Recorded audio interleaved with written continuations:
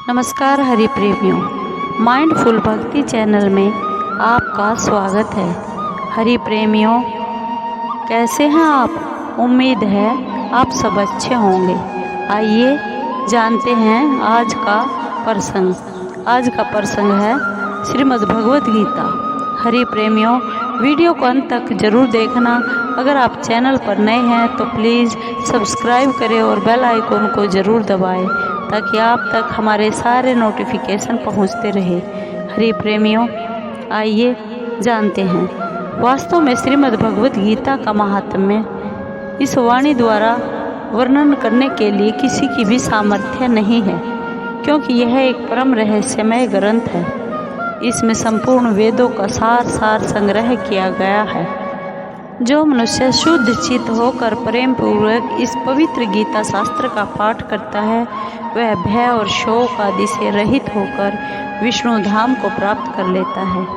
जो मनुष्य सदा गीता का पाठ करने वाला होता है तथा प्राणायाम में तत्पर रहता है, उसके इस जन्म और पूर्व जन्म में किए हुए समस्त पाप निसंदेह नष्ट हो जाते हैं। जल में प्रतिदिन किया हुआ स्नान मनुष्य के केवल शारीरिक मल का नाश करता है, परंतु गीता के अनुरूप जल में एक बार भी किया हुआ स्नान संसार मल को नष्ट करने वाला है।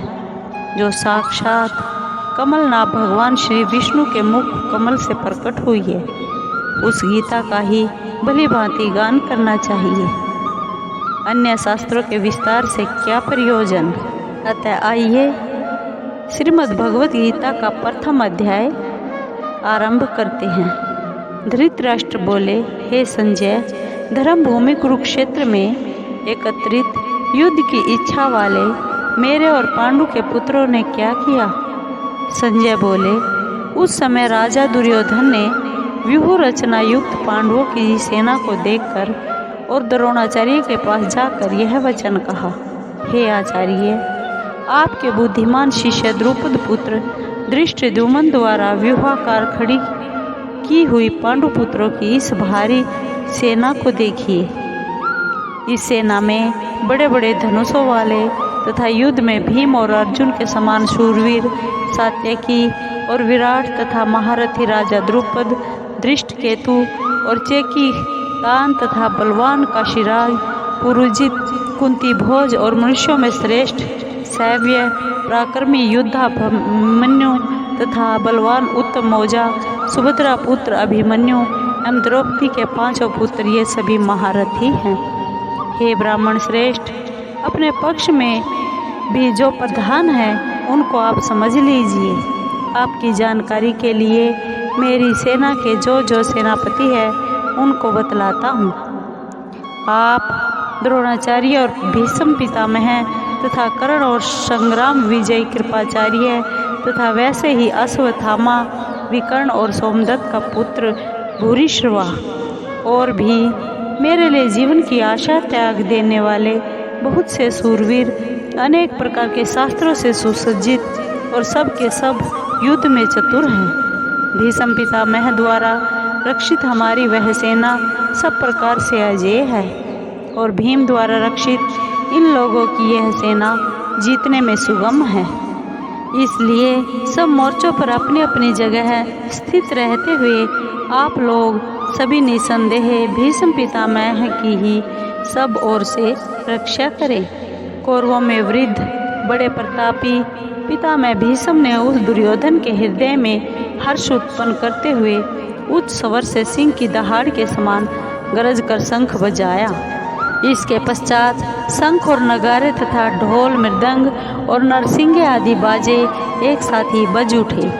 उनका वह शब्द बड़ा भयंकर हुआ।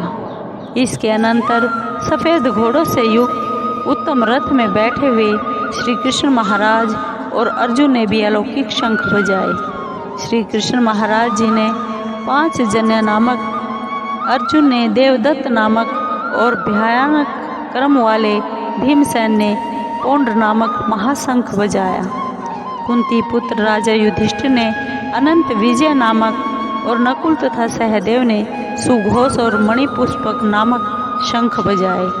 श्रेष्ठ धनुष वाले काशीराज और महारथी शिखंडी एवं धृष्टद्युम्न तथा राजा विराट और अजय सात्यकी, राजा द्रुपद एवं द्रौपदी के 5 पुत्र और बड़ी भुजा वाले सुभद्रा पुत्र अभिमन्यु ने, इन सभी ने हे राजन सब ओर से अलग अलग शंख बजाए और उस भयानक शब्द ने आकाश और पृथ्वी को भी गुंजाते हुए धृतराष्ट्रों के अर्थात आपके पक्ष वालों के हृदय विदीर्ण कर दिए।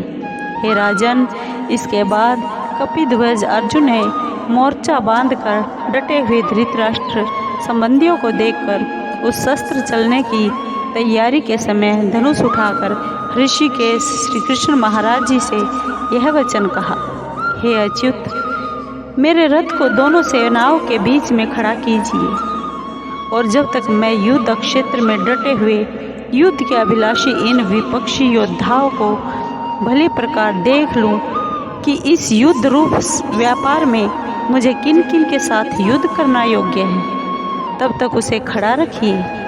दुर्बुद्धि दुर्योधन का युद्ध में हित चाहने वाले जो ये राजा लोग इस सेना में आए हैं, इन युद्ध करने वालों को मैं देखूंगा।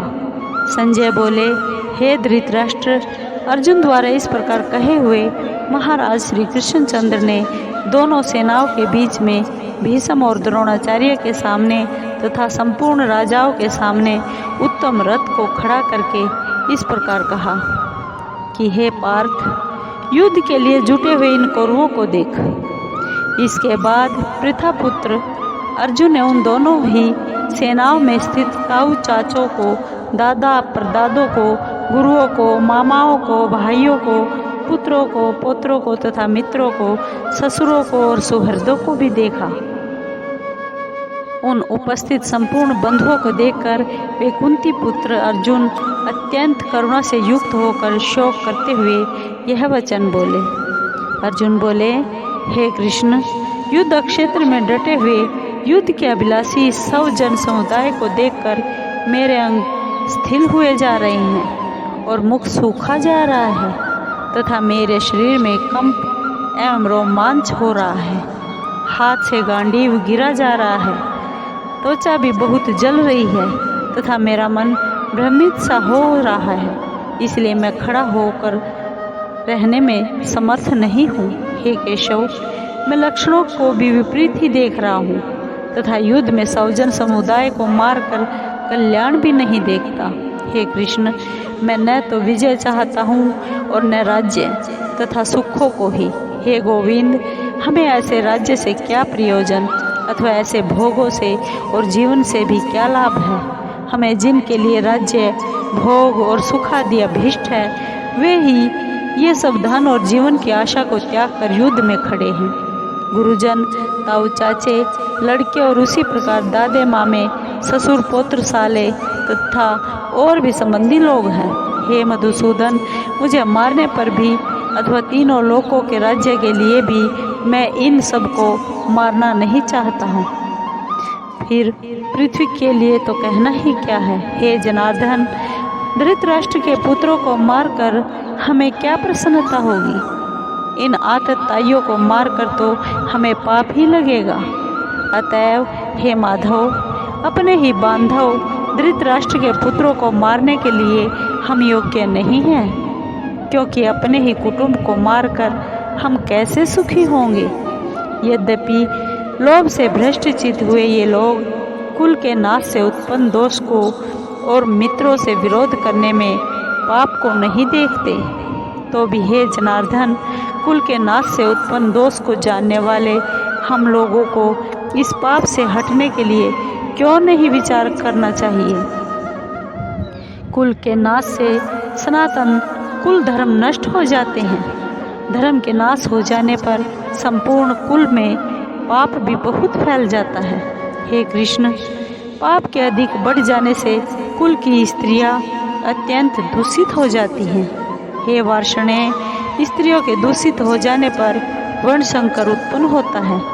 वर्ण संकर कुल घातियों को और कुल को नरक में ले जाने के लिए ही होता है। लुप्त हुई पिंड और जल की क्रिया वाले अर्थात श्राद्ध और तर्पण से वंचित इनके पितृलोक भी अधोगति को ही प्राप्त होते हैं। इन वर्ण संकर कारक दोषों से कुल घातियों के सनातन कुल धर्म और जाति धर्म नष्ट हो जाते हैं। हे जनार्दन, जिनका कुल धर्म नष्ट हो गया है, ऐसे मनुष्यों का अनिश्चित काल तक नरक में वास होता है, ऐसा हम सुनते आए हैं। हाँ शोक, हम लोग बुद्धिमान होकर भी महान पाप करने को तैयार हो गए हैं, जो राज्य और सुख के लोभ से स्वजनों को मारने के लिए उद्यत हो गए हैं।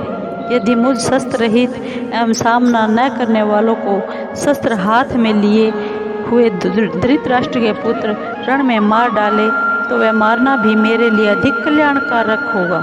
संजय बोले, रणभूमि में शोक से उद्विग्न मन वाले अर्जुन इस प्रकार कहकर बाण सहित धनुष को त्याग कर रथ के पिछले भाग में बैठ गए। हरि प्रेमियों, आपको ये वीडियो कैसी लगी? अगर आपको अच्छी लगी हो तो प्लीज़ लाइक कीजिए, शेयर कीजिए, सब्सक्राइब कीजिए और कमेंट ज़रूर कीजिए। धन्यवाद।